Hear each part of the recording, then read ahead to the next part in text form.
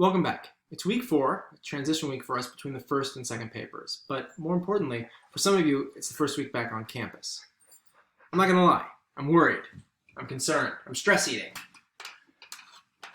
I'm not even going back. If you're back at school, I urge you to wash your hands like you have to go to the bathroom, but you just chopped a bunch of jalapenos. Mask, distance, clean as well. Okay, we got to finish up the process analysis.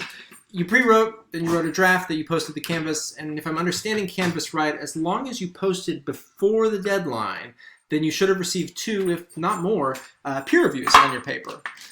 So you've got a good idea what's going on with your paper, how an audience reacts to it. Your next step is revision. Remember when I said that peer review isn't proofreading? Well, neither is revision. Revision is literally re-seeing, and that's a good way to think about it. You're looking at the paper again, having taken some time away from it, and you should be able to see what's working and what isn't. I suggest you take a 4-pronged approach to revision. First, look at your material. What are you actually discussing? What's missing? What's explained too much? If you've got to change the material, then do that first, because that way you're not polishing material that's just going to get cut anyway. Next, consider your organization. If you're reading the elements of style, then you know this already, but let me repeat what is, for me, the most important thing in that book. A paragraph is a container for an idea. As you revise, look for big paragraphs. Probably they've got multiple ideas in them. Material and organization are what we call global elements of writing.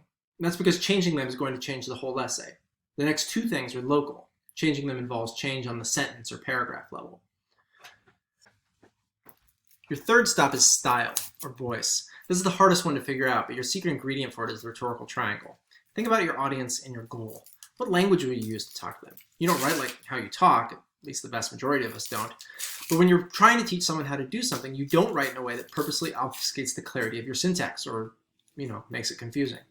Your goal is not to write academically, whatever that means, but rather clearly. Your other secret tool is to read your essay out loud. Your ear has heard a lot more English than your eyes have seen, so you'll read the parts that aren't quite right more easily.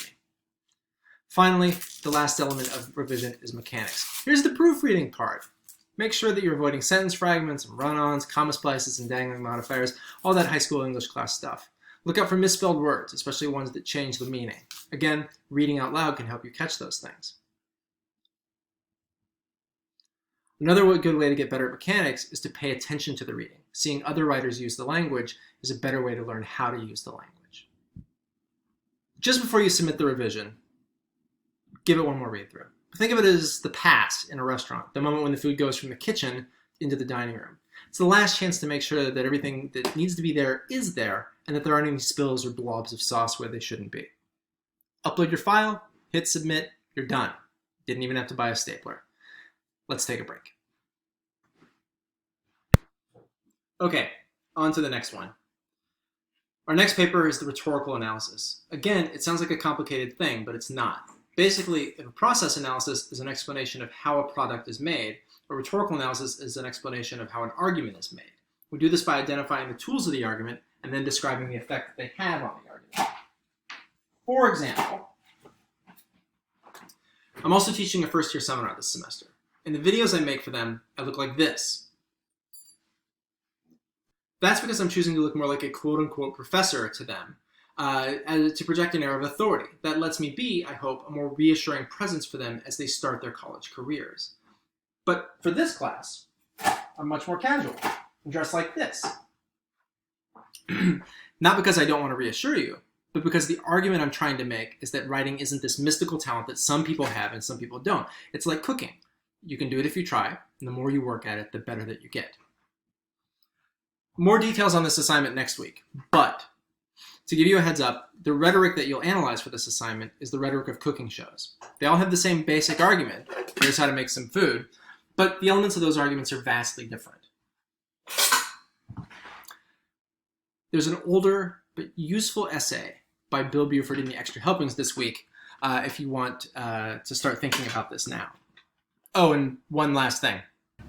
As we enter the 4th week of classes, I am once again asking for your support. As you know, these are weird times, and I want to make sure that I'm teaching you as effectively and that you're learning as clearly as possible. So on Canvas, there's a quiz, which is actually an anonymous survey. Take a look at it, give me your honest answers, and we'll figure out how to do the rest of the semester together. Thank you. See you next week.